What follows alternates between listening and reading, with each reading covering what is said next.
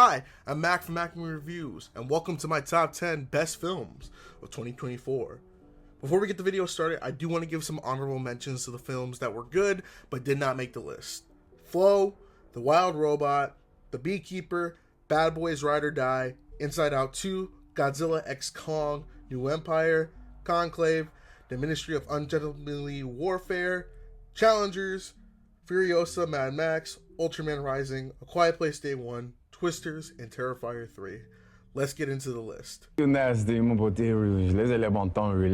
At number 10, we're going to get Smile 2. Now, I made it clear I'm not a fan of the first Smile movie. I just wasn't for me. I thought it was a really underwhelming horror movie. So when they announced the second one, and it was about a pop star who have been inheriting the smile curse, I was like, okay, maybe this will be a fun Halloween movie, and I'll just probably forget about it or something. But surprisingly enough, this was one of the surprise movies of the year for me, because I did not think Smile 2 was going to be any good at all. Naomi Scott carried this movie with her performance as Sky Riley. She brought a good level of nuance to her character. It made it very believable. I still think that this isn't a Smile movie. This was probably going to be another movie on its own, but it still does a good job in incorporating the Smile elements, and it may be predictable near the ending, but you are still engaged throughout the film to see what's going to happen to lead up to what you're thinking is going to happen. And I will say there were some moments where it's like, okay, that's generally scary. That's actually some good horror elements to it, and I think Smile 2 actually improves on the first movie, and it left me wanting more, and I'm genuinely excited on what Smile 3 has to offer. At number 9, I got Kingdom of the Planet of the Apes. Now, if you've been a fan of me for about the last 7 years now, you know that I'm a big fan of the Planet of the Apes series, from the original Charlton Heston movie to the 2010s trilogy we had with Caesar. I think the 2010s trilogy is one of the most underrated trilogies we've had in the last 20 years. With that being said, they ended perfectly. It could easily transition to the original 60s film, but now we got a new trilogy, and it's starting with Kingdom of the Planet of the Apes, which I had my reservations about, but after watching it, I will say it was a very entertaining movie. It kept the spirit of the original trilogy we got from the 2010s and was able to add a new spin to it, have it take place much further in the future, leading more and more of what we know the universe of Planet of the Apes will become. And I think the characters in these films is going to be a good way to have us introduce them, for us to follow them in this new trilogy, especially the main character. I think that he has potential to be great. The human character we're introduced to, I think there's a good dynamic to not have all of them be the feral ones like we know in the original one, but they're actually smart and looking to take it back. The world, I think the villain of Proximus was really well done. Honestly, I think Kingdom of the Planet of the Apes should be a little bit better than what it was, but it was still good, and I think it's a good kicking off point for this new trilogy on how they want to get to it, because this trilogy will probably set up what we know from the original film. So this is kind of like the last hurrah. So let's see how they do it with the second and third movie, and I'm excited. But overall, Kingdom of the Planet of the Apes, pretty good movie. Ever since we got out of the Michael Bay trilogy, or the quadrilogy, I don't know what the word for 5 is, his first 5 Transformers movies, I'd say the franchise has been in an upward trend. Kind of going back to the Gen 1 design, we never really had another animated, theatrically released Transformers film until we got Transformers 1. And let me tell you, Transformers 1 was awesome. The fact that this film did not get nominated for either a Golden Globe or Academy Award is a shame. I think the voice performances are really well done. Brian Tyree Henry as Megatron was honestly one of the best performances of his career. Very talented actor, but he really did a great job conveying Megatron's kind of crash out. I hate that word, but it's a legitimate, valid crash out. Chris Hemsworth as Optimus Prime was pretty good too. I know people were a little scared because it's not Peter Cullen, but Chris Hemsworth does a good job being the young, spunky Optimus before we knew him as Optimus. And the action in the film throughout it was super fun. The animation was super smooth.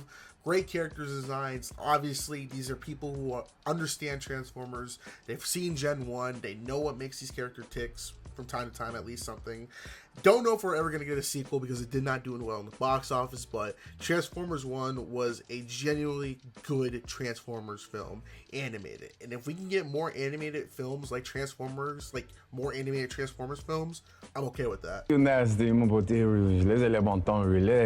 Ah, yes. The film where it wanted us to believe that Florida, California, and Texas can all come together to become a giant army, and that Ron Swanson can become the president of the United States.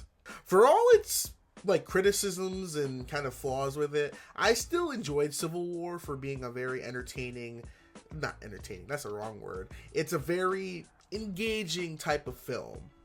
I'm a big fan of war movies, and I like how this doesn't really show you a lot of war, but it's kind of in the perspective of the photojournalists, like, Kristen Dunst and everyone trying to get from New York all the way to Washington to get a quote and a photo of the president before he gets gunned down by the Texas, California, and Florida succession. That's still kind of hard to think about and say, but I think just because it doesn't show a lot of the battles until the end, we see these small skirmishes, makes the film feel both large and small at the same time. Because when it comes to a civil war, there's always different portions of it that are being fought, not in just the main like front lines. And I think that having it in the perspective of the photojournalists really gave it that sense of kind of down to earthness. We're not following this one super soldier.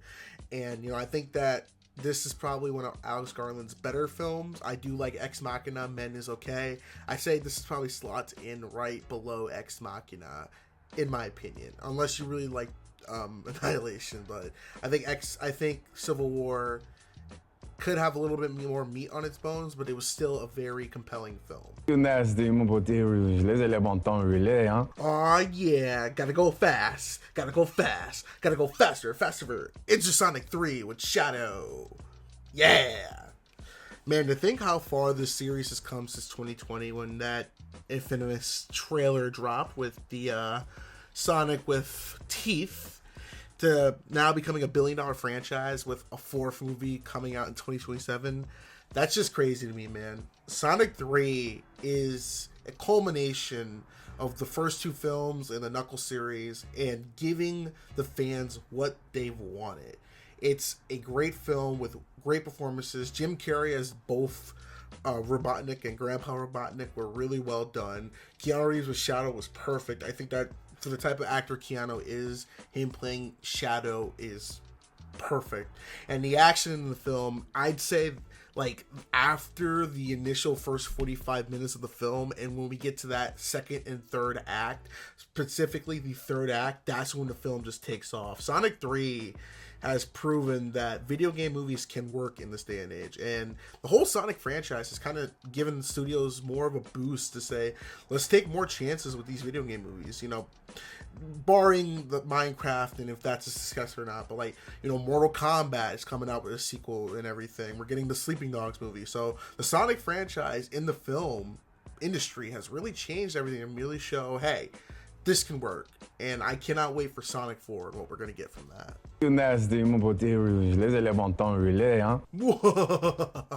Count Orlok is back with Robert Eggers' 2024 film Nosferatu Spooky.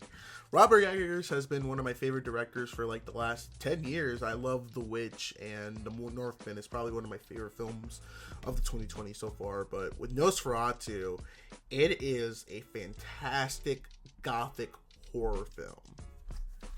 It's obviously a love letter to the classic monster movies of the 30s and 40s, and definitely it shows that Robert Eggers is a fan of the original 1922 silent film Nosferatu, and I just think that it was interesting to bring a modern take on it in 2024. And the story is told in the 1800s. They could have easily just been like, well, we're going to make Nosferatu modern day. But Robert Eggers said, that's not my style. I want to keep this in this era that Nosferatu took place in the original film. And it's perfect. The performances were great. Nicholas Hoult did a great job. Lily Rose Depp was amazing as well too. And freaking Bill Skarsgård as Count Orlok was just wonderful. And the sound editing, the cinematography, the score. Nosferatu is almost like a magnum opus of horror in 2024, because 2024 was a great year for horror films, and I think Nosferatu was a nice cherry on top to show that the horror genre is one to be reckoned with. And then this got nominated for numerous awards, which I think maybe Best Picture should have been one of them in the Academy Awards, but beggars can't be choosers. But if you have not seen Nosferatu, give it a watch. Please, I beg you. Ah, yes, the movie that made $1 billion, Deadpool Wolverine, aka Deadpool 3. Now, I know the concern was when Fox was bought out by Disney that Marvel was going to PG-13 Deadpool and kind of make him a shell of what made him so famous in his first film back in 2016. However, thanks to a lot of convincing and probably threatening of quit, Ryan Reynolds was able to make the Deadpool movie he wanted, bring back Hugh Jackman, and make all the money. Deadpool Wolverine isn't a perfect film, even with some people saying that it's probably the second best film of the series. A lot of people saying the second one is the best one, but it's still fun. It has a lot of cameos, so people can point to the screen like, oh, I know that one, and I think it's just super duper fun. It's a fun film. Hugh Jackman and Ryan Reynolds have a great chemistry. It's good to see Hugh Jackman in the iconic yellow Wolverine suit, and what makes it better is that they kind of make it more ambiguous that they can bring him back whenever they want, since he's in this universe now or in the timeline of the MCU, whichever how it works. But I think another thing that makes this film good is that it doesn't rely on the wider MCU for it to stand out. It's its own story within like the alternate multiverse of the MCU, and I think that makes it more better and more versatile, because you can have Deadpool still do his fourth wall breaking, making all the jokes, saying like, yeah, all this, and it's able to connect but yet remain independent. And I think that's what Marvel was really missing, and that's what made Deadpool Wolverine such a good movie. And it's gonna be interesting to see how both characters are used, and if this film was really a good way for them to get their footing back as they head into the new year and with multiple projects releasing. Let's see if Marvel can capture that same magic again. Dune Part 2 is not only a tremendously excellent film, it also kicked off the popcorn craze of 2024. So it did two monumental things last year. I can just take everything from the first Dune movie that I liked and just be able to copy it with Dune Part 2, because Dune Part 2 was such a great film. The performances are great. Even though I wasn't a fan of Austin Butler as the villain, he still did a tremendous job. The action was a little bit more fast-paced and was a big improvement. Or to say improvement, it was just more of it in the second film. And the story was just very compelling. It kept the interest of the viewer and kept you engaged for the entirety of its runtime.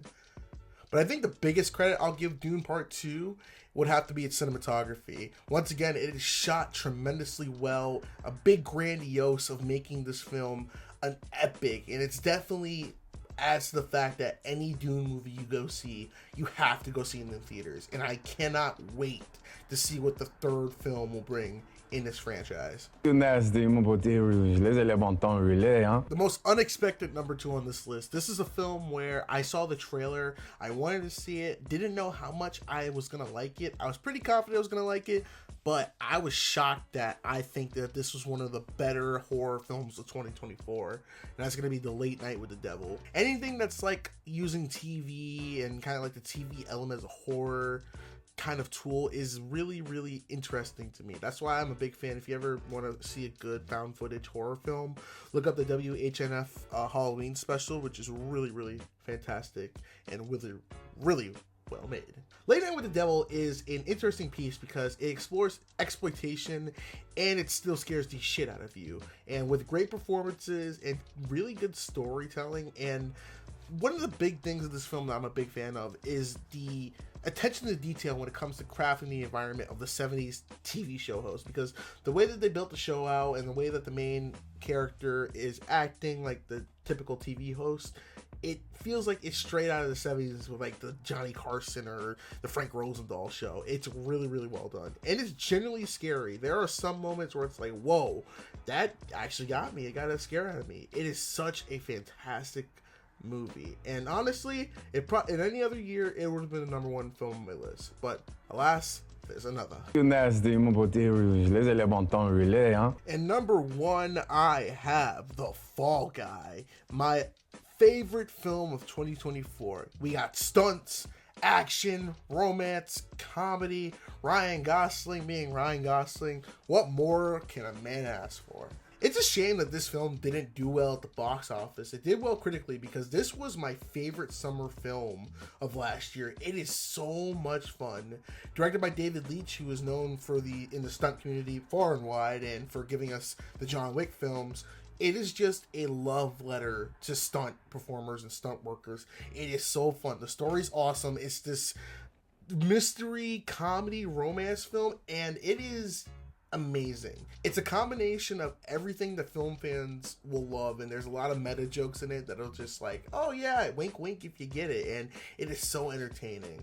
And the cast does a fantastic job too. Ryan Gosling turns into a tremendous performance. Aaron Taylor-Johnson was awesome too. And Emily Blunt was good as well too.